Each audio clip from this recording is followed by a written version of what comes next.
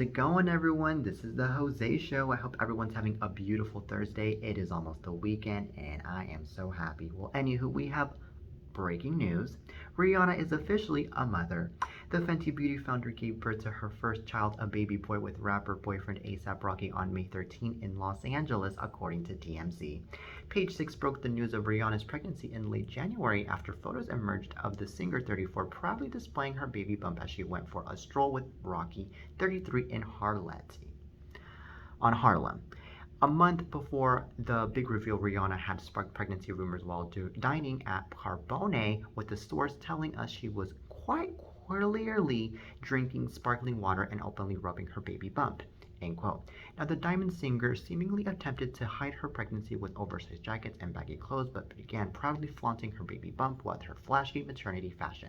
Alright, so she later admitted to Vogue that she refused to wear maternity clothes, saying in April, "I'm sorry, it's too much fun to get dressed up. I'm not going to let that part disappear because my body is changing." And the everyday rapper, whose real name is Rakim Mayers, opened up about one day becoming a dad during a May 2021 interview with GQ, saying, "I think I'd be an incredible, remarkable, overall amazing dad. I would have a very fly child, very." Now, meanwhile, Rihanna predicted that she would be a psycho mom. Well, anywho, I am very happy and I am very proud of Rihanna for now being a mom. And I'm pretty sure that Rihanna and A$AP Rocky are going to be phenomenal parents because I can imagine they're going to be there for their child. They're going to definitely dedicate their time to their child.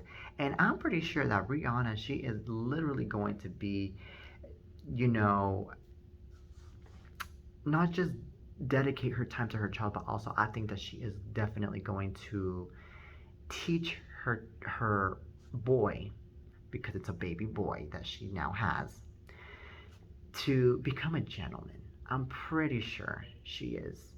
I mean, I'm pretty sure A$AP Rocky is going to do the same thing too, but especially Rihanna.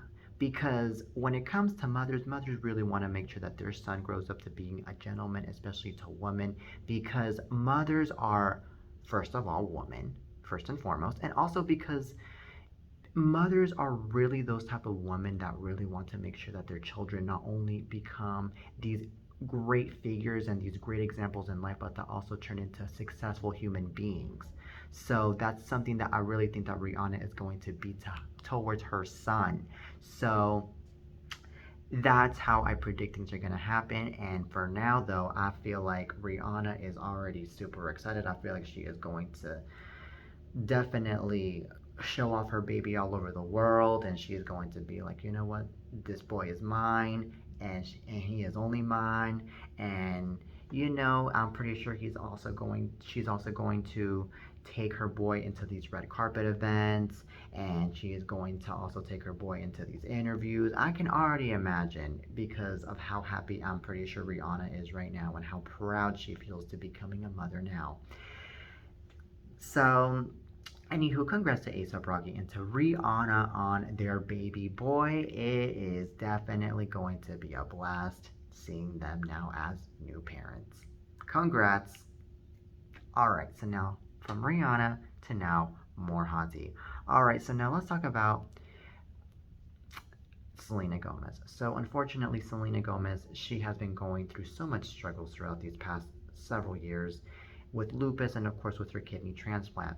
So as we all know, Selena Gomez had her kidney transplant a few years ago, back in 2017, and someone had to donate the transplant to Selena, and it ended up being a really close friend of hers, which ended up being Francia Reza. And as we all know, Selena Gomez got to open up about her lupus in 2015 in an interview, shortly after she got to release her album Revival at the time. And she has literally been, unfortunately, the victim of cyberbullying, and she's been the victim of so much criticism, and she's been the victim of so much hatred by so many people, especially on social media. And now Selena Gomez is going to an event that is about the mental health with Dr. Joe Biden at the White House, where she is talking about all her struggles, and also she is giving a good example to everyone that they are not alone in this, and that she is also in the situation, and that it is perfectly fine to speak up whenever you are struggling through situations like this, because when you are going through situations like this, the first thing you need to do is speak up and be brave about what you are going through instead of shying down from what you are going through. So that is a really good thing that Selena Gomez is doing that. And another thing that I think about the situation is that Selena Gomez, she is a huge role model. And since she is a huge role model, a lot of people are going to go off and they're going to listen to her for the stuff that she is saying. Because not anyone is going to listen to just anyone. They're going to listen to huge figures like Selena Gomez. So I feel like it was very clever and it was very intelligent of the White House to be bringing someone as huge as Selena Gomez to speak up about these situations. Now, I also think that Selena Gomez, not only is she a very brave woman, but also she is super talented. She is super beautiful. She is super intelligent.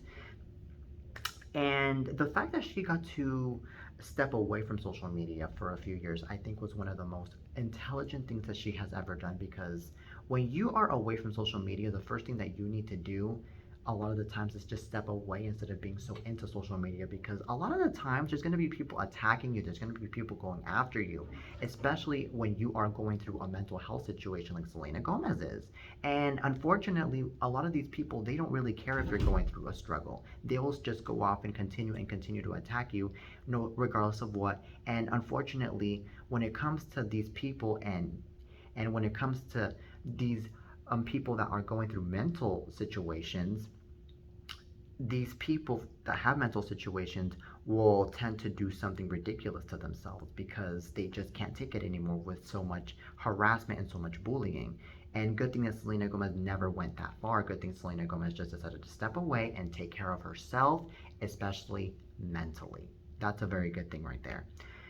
So, Dr. Joe Biden, I feel like she is also a very courageous and she is a very smart woman for inviting Selena Gomez. And I also feel like the fact that Selena Gomez is also very open, of course, of what she was going through, not just with everyone else, but also with Dr. Joe Biden. I mean, that just comes to show that how open Joe Biden is to actually hear from Selena's story, and she wants to go out and help Selena Gomez as well for what she has been going through. So we have to look at it that way as well. So, anywho, I am really proud of Selena Gomez, and also I am really proud of the fact that she got to host SNL this past Saturday, which, by the way, it got really good ratings. It got over 4 million ratings for her being the host. So good for her. I love Selena, and I really hope that she gets to release new music soon. But if she doesn't get to release new music soon, then you know what? It's perfectly fine and it's perfectly understandable, because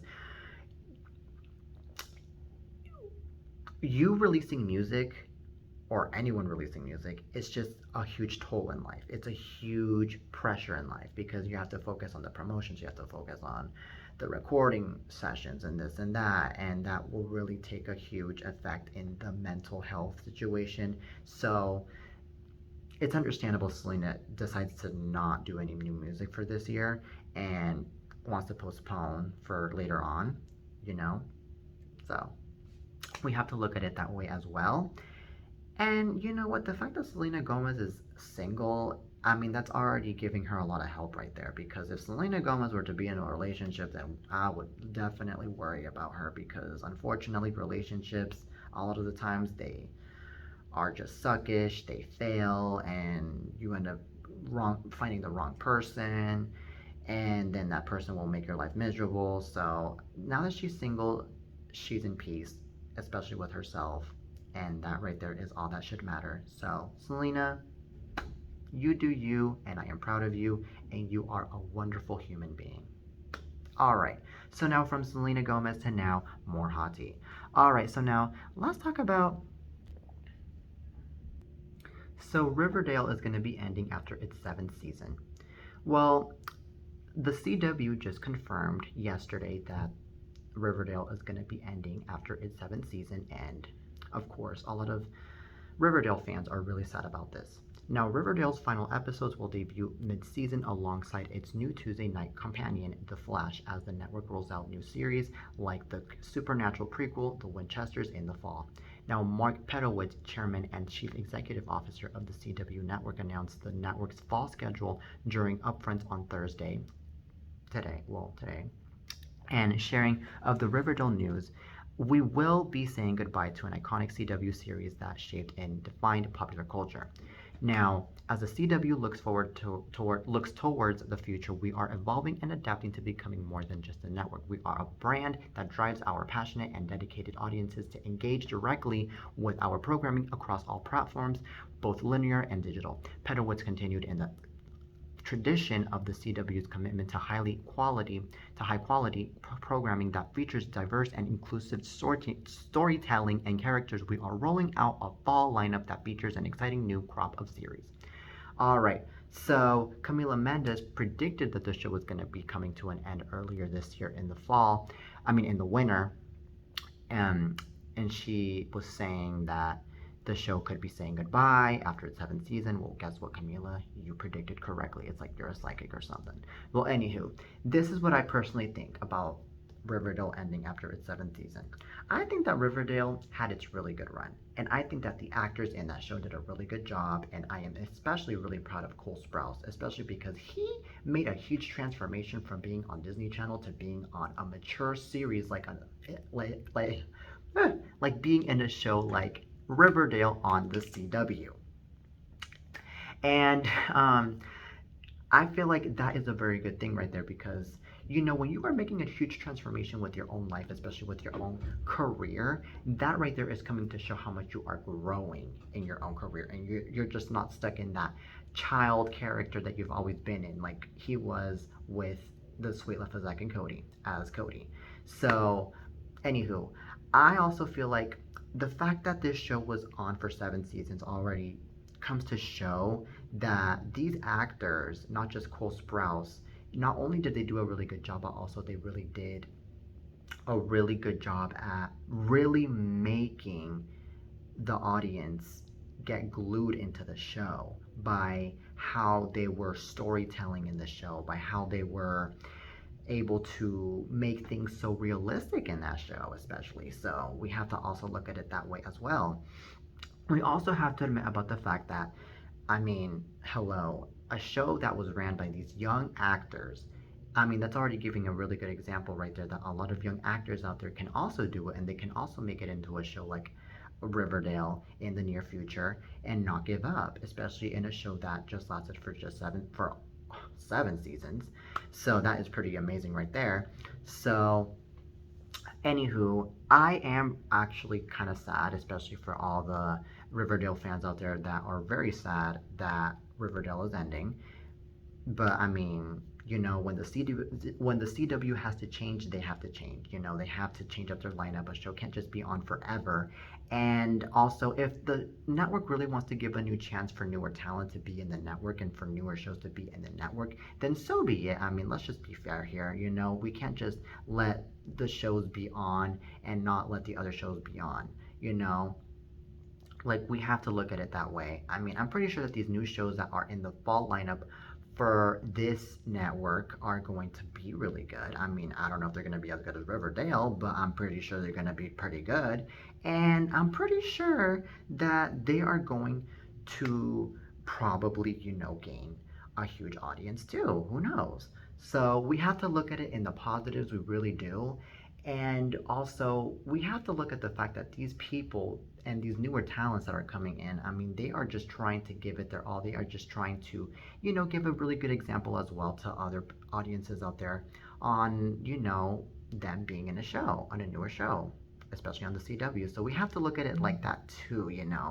Like, we have to just see that the good old shows, they were great, but the newer shows also have to come in and shine as well. So we have to look at it that way now that Riverdale is ending. So, anywho, don't miss the 7th season and the last season of Riverdale coming soon on the CW. Alright, so now from that to now more hot tea.